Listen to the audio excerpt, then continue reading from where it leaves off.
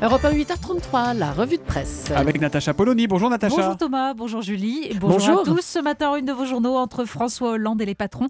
Il y a eu des avances, mais pas de coup de foudre. Le Figaro emploie le pacte de Hollande déjà compromis. L'Opinion, comment Gattaz impose sa ligne. Et le Canard enchaîné, grand numéro de charme en direction des patrons. Hollande vise une médaille d'or en tapinage artistique.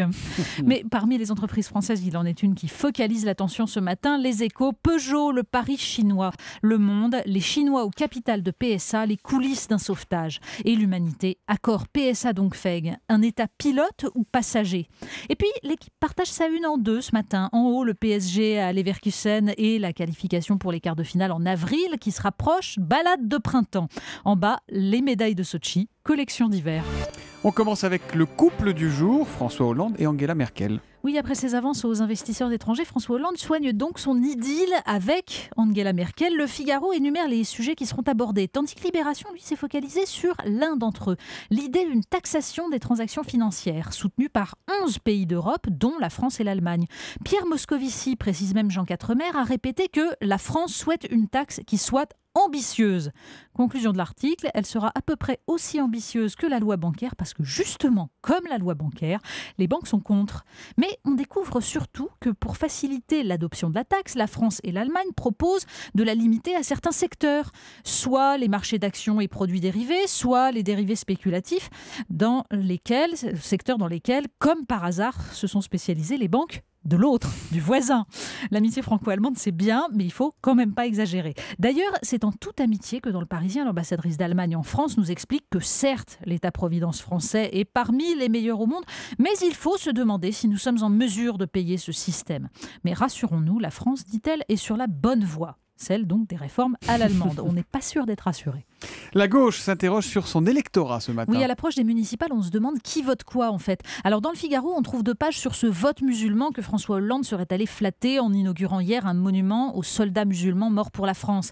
Mais comme l'explique Olivier Roy, spécialiste de l'islam, cet électorat qui a voté à 86% pour François Hollande au second tour de l'élection présidentielle pourrait s'éloigner.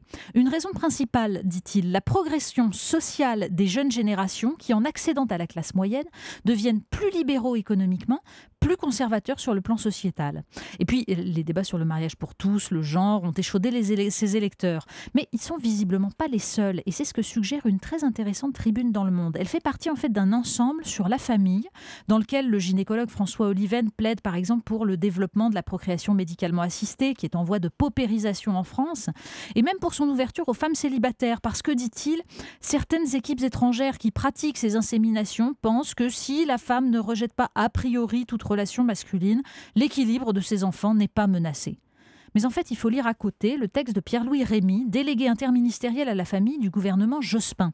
Lui regrette que la gauche ait abandonné cette valeur préférée des Français qu'est la famille. Le discours politique de la gauche, comme les initiatives législatives du gouvernement, dit-il, sont tout entiers tournés vers les nouvelles familles, laissant la droite se poser en défenseur généraliste de la famille. Et pourtant, elle représente encore la situation très majoritaire dans notre pays. Plus des 3/4 des enfants vivent avec leurs 2 parents. Et oui, Pierre-Louis Rémy rêve d'une politique familiale de gauche qui ne soit pas focalisée sur les marges, une politique qui parle à tous les Français. L'énième rebondissement sur les OGM fait aussi beaucoup parler ce matin. Oui, parce qu'on est à 3 semaines des premiers semis et donc le vote du Sénat occupe. Le Parisien donne la parole à un paysan qui fut un des premiers à planter des maïs OGM avant le moratoire de 1999. Il veut, dit-il, en replanter parce que la culture OGM demande moins de travail et moins de passages de tracteurs. Alors à le lire, on sent que l'appropriation du vivant par des multinationales, les risques de dissémination qui permettent aux semenciers d'attaquer des paysans pour contrefaçon, ça ne l'émeut pas plus que ça. Alors il faut lire dans l'Express l'entretien avec Marc Dufumier, ingénieur agronome et défenseur d'une agriculture durable. Il se désole de voir la France exporter des produits bas de gamme vers l'Afrique alors que l'agriculture de qualité rapporte des devises et crée des emplois.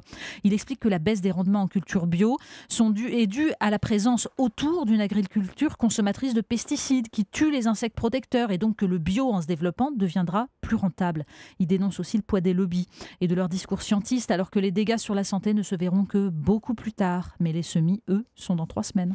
On termine avec du foot. Je savais pas que vous lisiez France Football, vous. Mais oui, je lis France Football où il y a des dossiers très amusants.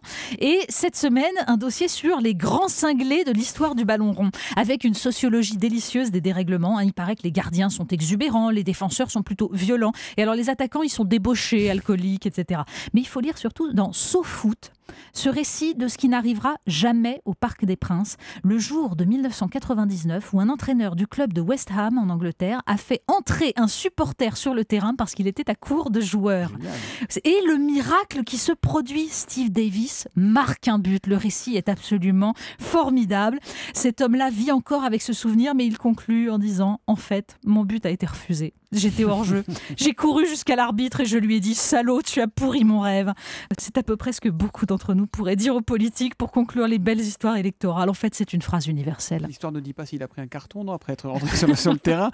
Merci Natacha Polony. La revue de presse tous les matins à 8h35 sur Europe 1.